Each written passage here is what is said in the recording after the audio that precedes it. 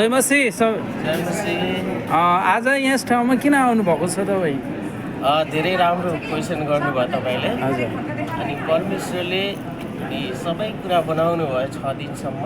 अनि 7औं दिन उहाँले विश्राम दिन पालन गर्नुभएको थियो। त्यो आशिषको दिन भनेर उहाँले भन्नुभयो। त्यही दिनलाई पालन गर्न र उहाँलाई महिमा दिन आयो। आमेन।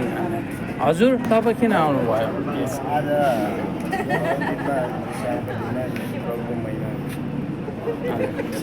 तपाईँलाई जय मसी। म आज प्रभुको महिमा गर्नको निम्ति हजुर हजुर जय मसी। जय मसी हजुर। आज किन आउनुभयो? आज चाहिँ अब परमेश्वरले विश्रामको दिन हामीलाई दिनुभयो। यो हप्ताभरि सबै यात्रामा काम धन्दामा शान्ति सुरक्षा दिइकन उहाँको अनुग्रहद्वारा हामीलाई सुरक्षा दिनुभयो अनि उहाँको महिमाको लागि आज हामी चर्चमा आएका छौँ। जय मसी। जय मसी। जय मसी।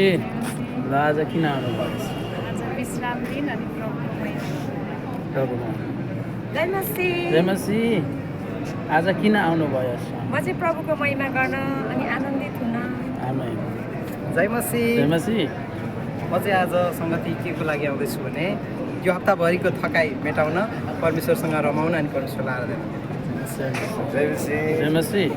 आज तपाईँ किन आउनुभयो यस ठाउँ? म चाहिँ आज सङ्गति प्रभुको योजना अनुसार 6 दिन काम गरेर 7 दिनको दिनमा विश्राम दिनुभएको छ प्रभुले। अनि त्यसरी नै हामीलाई पनि अराउनु भएको छ। अनि प्रभुलाई धन्यवाद दिनको निमित्त विश्राम दिनको निमित्त आएको छ। जय मसी। जय मसी। आज किन आउनुभयो? आज विश्राम दिन परमेश्वरले चाहिँ भजन सङ्ग्रह 84को 10मा चाहिँ यस्तो लेखेको छ कि परमेश्वरको एक दिन चाहिँ अरूहरूको 1000 दिनभन्दा नि बढी उत्तम छ भनेर लेखेको छ। त्यस कारणले हामी परमेश्वरको एक दिनको लागि चाहिँ हामी विश्राम लिन आएको। म्यान जय मसी। जय मसी। हजुर किन आउनुभयो आज? जय मसी। जय मसी। आज परमेश्वरको विश्रामको दिन आज, त्यही भएर परमेश्वरको महिमा र परमेश्वरसित सम्बन्ध गाँच्नको लागि आज म यहाँ उपस्थित भएको छु। जय मसी। जय मसी। ल ओके। जय मसी। आज चाहिँ म यस मण्डलीमा होइन आज विश्रामको दिन आएको छु अनि परमेश्वरको सङ्गति गर्नको लागि 6औं दिनसम्म उहाँले सृष्टि गर्नुभयो मानिसहरूलाई। त्यस पछाडि उहाँले विश्राम दिनुभयो।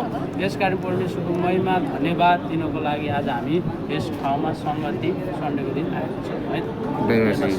म हिँड्न नसकिने प्रभु काम गर्दैछु त्यो आराधना होइन त। मलाई मेरो खुट्टाले मलाई सेवाकाई गर्नबाट रोक्न सक्छ। तपाईँको लागि च्यालेन्ज हो।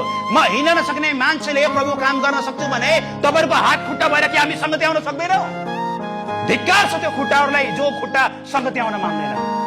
चुनौती दिएँ मैले। खुट्टा के को लागि दिनुभएको त? पहिले यो खुट्टामा अधिकार परमेश्वरको के होइन? हामी के गर्छौँ? पहिले खुट्टा चाहिँ आफ्नो कामको लागि प्रयोग गर्छ। पहिले खुट्टाको अधिकार कसको भन्नुहोस् त? दिदी कसको भन्नुहोस् त?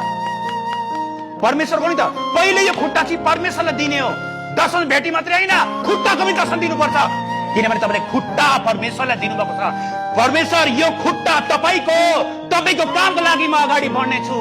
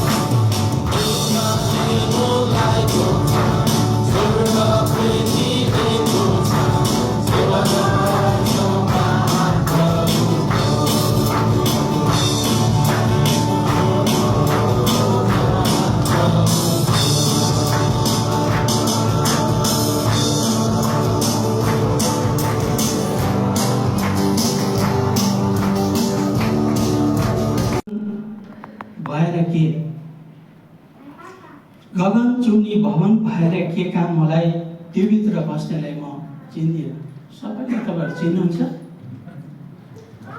एक देशले अर्को देश छुने सडक भएर के काम मलाई त्यो बाटो म हिँड्दैन है। हिँड्नु पऱ्यो भने आकाशबाट हिँड्छ नि होइन त। अनि सुनै सुनको दोकान भएर के काम मलाई त्यो सबै गहना म किन्दिनँ। अस्ति म र श्रीमती मेरो छोराहरूसँग लिएर गएको अघि पसलै पछि घुमेर श्रीमती एउटा पनि मन परेन क्या। बल्ल बल्ल बल्ल मुस्किलले 2 चोटि जाँदाखेरि एउटा टप किनेर लगाएँ। के फाइदा है। अनि त्यसै गरी हुन्छ एसीले चिसो हावा फालोस् है। एसीले चिसो हावा फालोस् या आकाशबाट पानी नै झारोस् मलाई के, किनकि यो देश मेरो होइन है। किनकि यो देश मेरो होइन। मिराकल गार्डनमा फुलाएको फुल होस् या लाखौँ गाडी कुद्ने सुन्दर फुल होस्। मिराकल गार्डनमा फुलाएको फुल होस् या लाखौँ गाडी कुद्ने सुन्दर फुल होस्, किनकि यो देश मेरो होइन। अर्थतन्त्र सुध्रिएको होस्। सुन्नुहोस् है राम्रोसँग। अर्थतन्त्र सुध्रिएको होस् या कानुनै सुधारेको होस्। तपाईँलाई थाहा छ दुबईको कानुन एकदम मलाई चाहिँ खुब मनपर्छ। दुबईको कानुन, दुबईमा मन परेको एउटै मात्रै हो मलाई दुबईको कानुन, अरू केही मन परेन। लगभग 10 वर्ष म पहिला बसेँ, अहिले पनि म 2 चोटि आएँ। परेन है। यहाँका दास हौँ किनकि यो देश मेरो होइन। हामी यहाँका दास हौँ। मित्र हो जति दे भन्नुहोस् म अगाडि बढ्दै जान्छ। आफू बस्ने घर छोड्नुपर्छ। यो सत्य हो है। तपाईँले याद गर्नुहोस्। आफू बस्ने घर छोड्नुपर्छ। आफूले चढ्ने कार छोड्नुपर्छ, किनकि यो मेरो हक होइन। तपाईँहरू भन्नु सक्नुहुन्छ यो हक होइन, यो त छोडेर जानुपर्छ। तपाईँले किनेको गाडी म छोडाएर छोड्छु भनेर भन्नु मिल्दैन है। कुर्सीको त कुरै छोडो, कुर्सीको त कुरै छोडो। जागिर पनि अस्थायी छ। ठिक लाग्यो गुड, न त टिकटसँग आफ्नै देशको गुड है। हो कि मैले त धेरैचोटि देखेको छु है, धेरैचोटि देखेको छु। किनकि मेरै अगाडि बिचरा 1 हप्ता इन्डियाबाट फार्मासिस्ट 5 लाख जागिर के त भाडु आउने जागिर छोडेर या 10 लाख कमाउन आएको थियो। 1 हप्तामा फर्किनु पर्यो। यति मसँग अँगालो मारेर रोएको छ क्या त्यो मान्छे है। अनि यहाँ अर्को अब दिदीबहिनीहरूलाई अलिकति छुन्छु, माफ गर्नुहोस्। त्यो चाहिँ यो पनि सत्य हो। सिँगै घर सानो हुने चेली, सिँगै घर सानो हुने चेलीबेटी 4x7 को कोठामा अटाउनु परेको छ। यो मैले आँखाले देखेको है। म सक्दिनँ भन्नु मिल्दैन। रातो दिन खट्नु परेको छ। घरमा कुचो छुँदैन थिइन् उनी, घरमा कुचो छुँदैन थिइन् उनी, विदेशीको भुइँ पुस्नु परेको छ। त्यो सत्य कुरा हो है। आफूले पेटभरि खानु पाउँदैनन् उनी, अरूलाई मिठो पकवान पकाएर खुवाउनु परेको छ। अस्ति हाम्रो आदरणीय गुरुबाले 200 रुपियाँ बहिनीले दिँदै हुनुहुन्थ्यो। बाबाजीले सहायता गर्दै हुनुहुन्थ्यो है।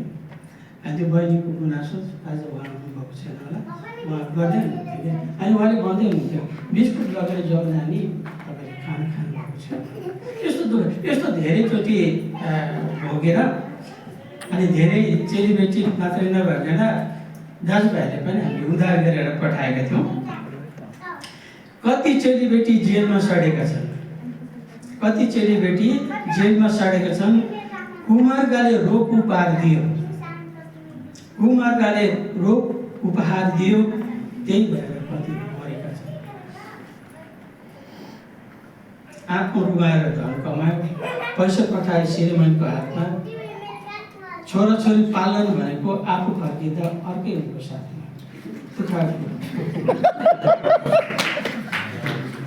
यहाँ दाजुभाइहरू नहाँस्नुहोस्। दाजुभाइको पनि हालत उस्तै छ।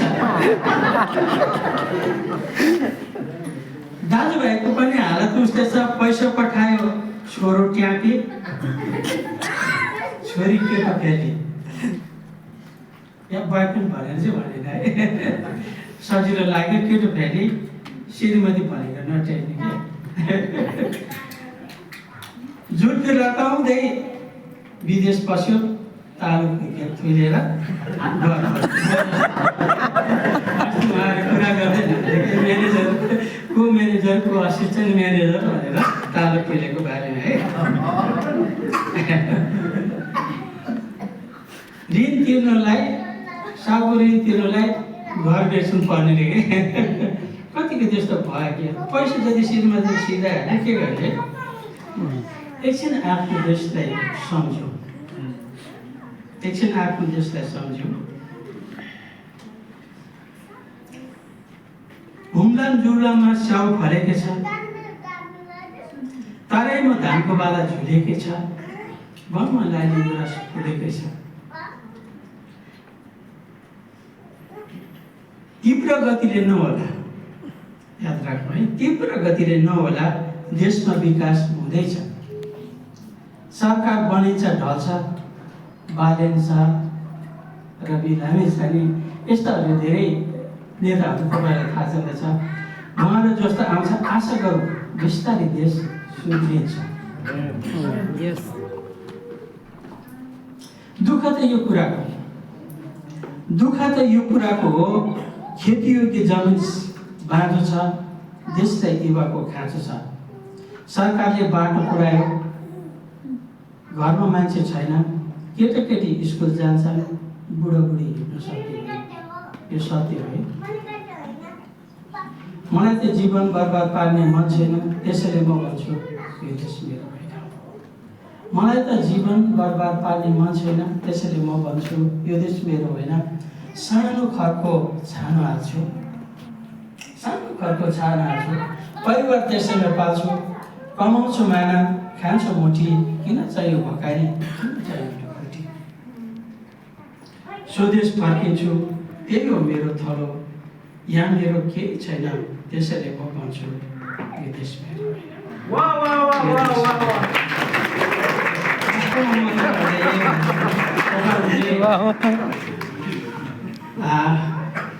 गर्नुभएको मिहिनेत र जुन अर्थतन्त्र तपाईँहरूले सुधारेर देशको लागि गर्नुभएको छ, यो ठुलो सराहनीय कुरा हो। अहिले देश विदेशी मुद्राहरू जति भित्रेको छ, त्यसको आँखा भरोसाले देश चलेको छ।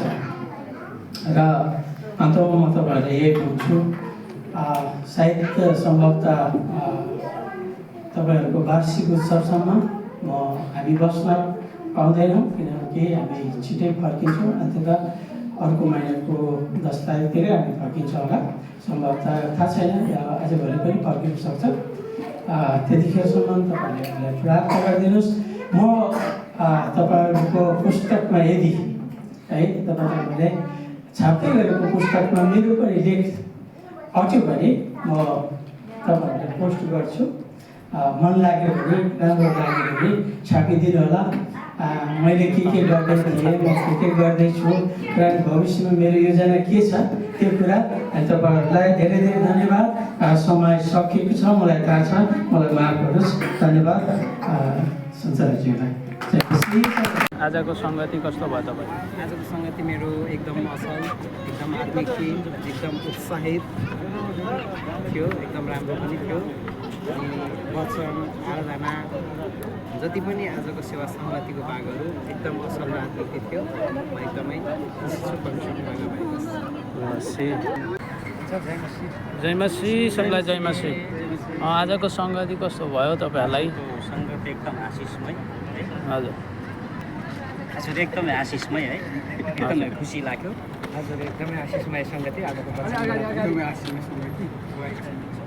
यो सङ्गति मिस नगर्नुहोस् है कसैले पनि, जति पनि तपाईँहरू परमेश्वरको छोराछोरी हुनुहुन्छ है, सङ्गतिलाई कहिले पनि मिस नगर्नुहोस्, चर्चलाई कहिले पनि मिस नगर्नुहोस्। के भन्नुहुन्छ तपाईँहरू होइन त? यसुसँगको सङ्गति अति नै रमाइलो, अति नै रमाइलो।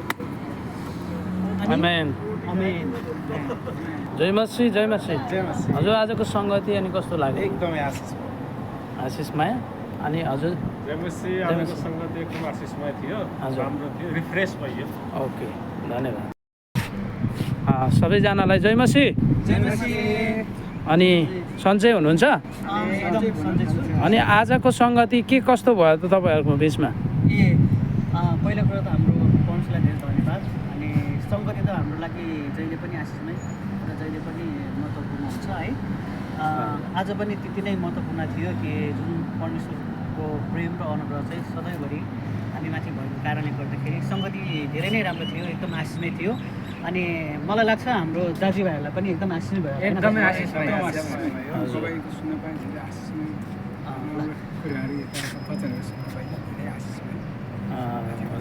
हुन्छ। अनि हामी सबैजनाले के मेसेज दिन चाहन्छौँ भने हाम्रो भाइले यो भिडियो खिच्दै गर्दाखेरि जति पनि तपाईँ ख्रिस्टलाई विश्वास गर्ने हाम्रो प्रत्येक जति पनि विश्वासी जनहरू हुनुहुन्छ, दाजुभाइ दिदीबहिनीहरू हुनुहुन्छ र यदि तपाईँहरूले सङ्गति पाउनुभएको छैन भने तपाईँले सङ्गति खोजी गर्नुहोला, मण्डली भवन खोजी गर्नुहोला, परमेश्वरको सङ्गति चाहिँ तपाईँहरूले खोजी गर्नुहोला, ताकि हामीले परमेश्वरको महिमा चाहिँ यसैबाट हुँदछ। आमेन। आमेन, आमेन।